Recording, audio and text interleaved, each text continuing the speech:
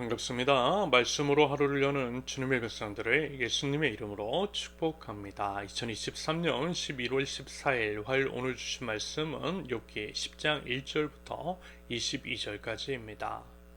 내 영혼이 살기에 곤비하니 내 불평을 토로하고 내 마음이 괴로운 대로 말하리라. 내가 하나님께 아뢰오리니 나를 정죄하지 마시옵고 무슨 까닭으로 나와 더불어 변론하시는지 내게 알게 하옵소서. 주께서 제 손으로 지으신 것을 학대하시며 멸시하시고 악인의 꾀에 빛을 비추시기를 선히 여기시나이까. 주께도 육신의 눈이 있나이까. 주께서 사람처럼 보시나이까.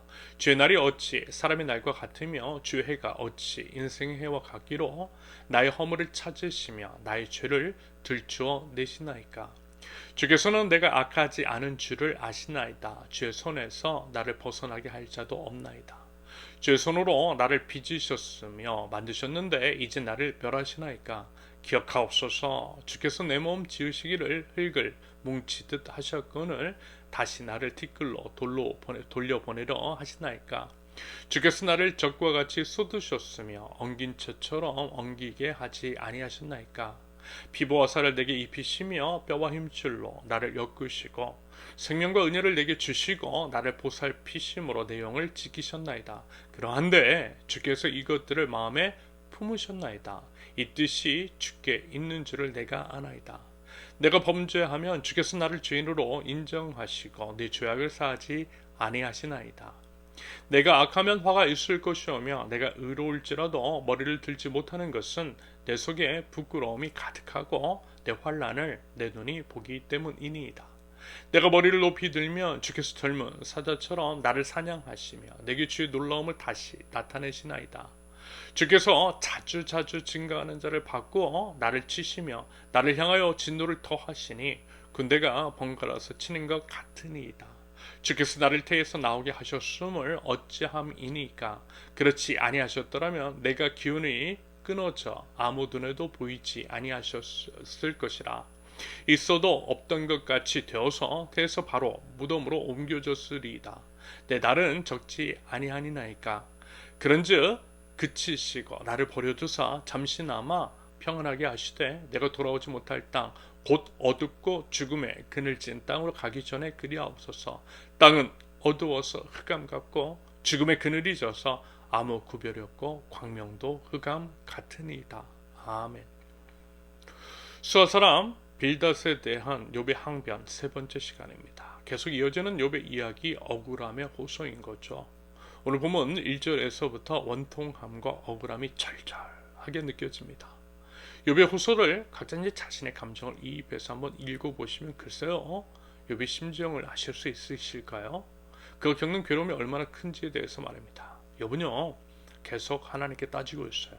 감히 하나님께 따진다라고 하는 표현이 맞는 것인지는 모르겠지만 그만큼 원통하고 억울하다라는 것이며, 그럴 수밖에 없는 이유는 아무리 생각해도 자신이 이와 같은 고통을 겪을 만한 짓을 한 적이 없기 때문이었을 것입니다. 여러분 어제 이런 말씀 드렸죠.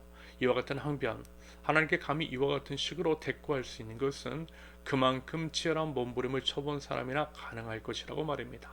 말하자면요, 욥은 그런 사람이었던 것입니다. 비록 지금은 고난을 당하고 그로 인해 가까이 있는 사람들로 하여금 극심한 모욕을 당하고 있지만, 그럼에도 그는 그것을 억울해하고 원통해할 만큼 하나님 앞에 치열한 몸부림이 있는 사람이었다라고 했습니다. 그래서요, 우리도 그와 같은 사람이 되어보자라고 그랬습니다. 아무튼 욥은 항변하는데 가만 살펴보면 어쩐지 조금은 심하다 싶습니다. 아무리 그래도 하나님께 이렇게까지 해도 되나 싶을 정도로 정제되지 않은 표현으로 하나님께 따져 묻더라는 것입니다.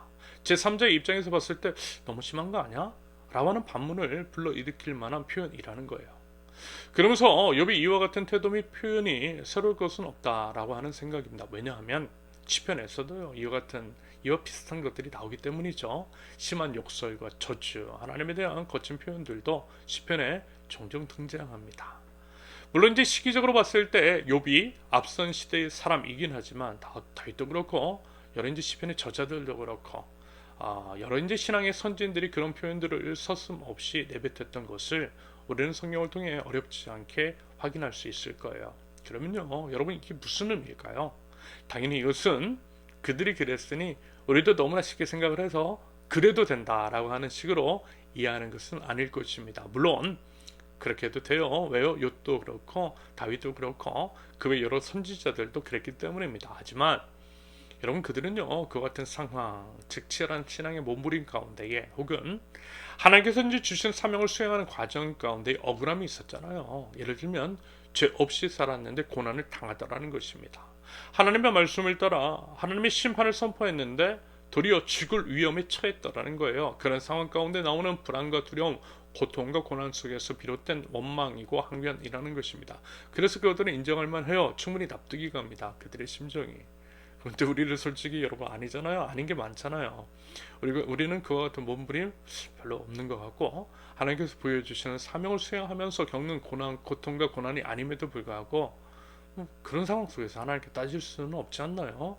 여러분 이 점은 분명히 해야 할 것 같습니다. 그러면서 이제 만약에 이제 그와 비슷한 신앙인으로서의 몸부림이 있고 같은 사명을 수행하는 가운데서 오는 고난이라고 한다면, 그리고 이제 그것들을 견디기 힘든 약함이 있다라고 한다면, 마치 욥이 그랬던 것처럼 하나님께 자신의 억울함을 호소해도 하나님께서 받아주실 것이라는 것입니다. 나중에 모든 것들이 정리될 때에 하나님께서 욥을 나무라지 않으셨던 것만 봐도요, 앞서 말씀을 드렸던 것처럼 하나님께 이렇게 해도 돼? 라고 하는 의구심이 들었던 표현들마저도 하나님께서 이해해 주시고 받아주셨다라고 하는 것을 짐작할 수 있기 때문입니다. 여러분, 우리가 믿는 하나님은 그런 분이세요. 하나님은 절대 이제 매정하시거나 권위적이신 분은 아니십니다. 충분히 우리의 심정, 우리의 사정 모든 것들을 이해해 주시고 받아주시고 감싸 안아주시고 위로, 치료, 회복시켜 주시는 주님이십니다. 우리가 뭘 해도 괜찮다라고 하는 것이 아니라요, 그만큼 우리 하나님의 가슴이 넓으시고 속이 깊으시고요, 우리를 향한 사랑이 측량 못할 만큼 크시다라는 것입니다. 여러분 그 하나님을요 믿으세요. 여러분 그 하나님을 신뢰하세요. 그래서 설령 불평 불만이 쏟아지고 알 수 없고 이해할 수 없는 상황 가운데 억울함이 터져 나온다 할지라도 끝까지 하나님 붙드세요. 하나님 안에서의 희망의 끈을 놓지 않으실 수 있기를 바랍니다. 여러분 이것이 우리 신앙인으로서 가지고 있어야 할 자세라는 것입니다.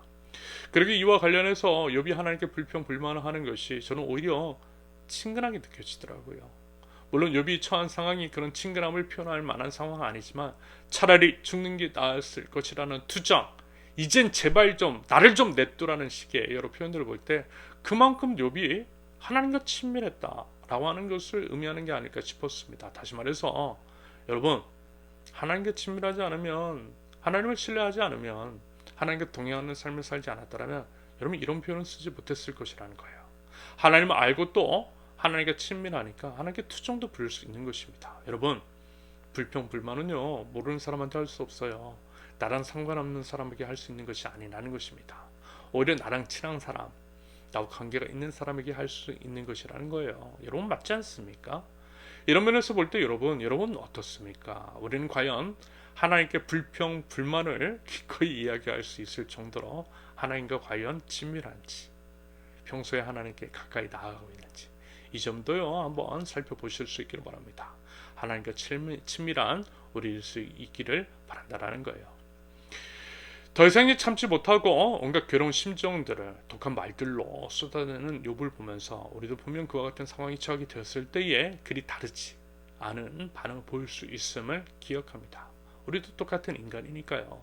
그러므로 욥의 표현, 하나님에 대한 태도에 대해 뭐라 판단하고 정죄하기보다는요, 우리가 만약에 똑같은 상황이 처하게 되었을 때 그것을 잘 이겨낼 수 있도록 우리 주님을 의지하고 우리 주님께 믿음을 구하는 것이 마땅하고 또 지혜로운 처사일 것입니다. 누차 말씀을 드리지만 지금부터 아무런 일이 없는 일상의 삶 속에서 미리미리 그 믿음의 훈련을 할 수 있기를 바라고요. 무엇보다 신실하고 사랑이 많으신 우리 하나님을 의지하며 주님께로 한 걸음 더 나아갈 줄 아는, 하나님과 친밀한 삶을 살아가는, 일상 속에서 우리 주님과 동행하는 삶을 살아가는 저와 여러분들이 있을 수 있기를 예수님의 이름으로 축원합니다. 이렇게 기도합니다. 하나님 사랑합니다. 사랑을 받을 자격이 없는 저희를 먼저 사랑하시는 하나님을 사랑합니다.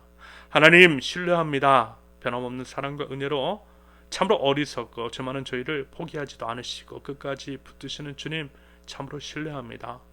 모든 상황 속에서도 결코 하나님에 대한 믿음을 저버리지 않으며 일상의 삶 속에서 하나님과 동행하고 끝까지 우리 하나님 붙들 줄 아는 믿음을 저에게 허락하사 고난 중에 도리어 찬양할 줄 아는 하나님 나라 백성들 저희 될 수 있도록 하나님 은혜 베풀어 주시옵소서. 예수님의 이름으로 기도합니다. 아멘. 하나님께서 오늘 주신 말씀과 각자의 기도 제목을 놓고 우리 잠시 기도합니다.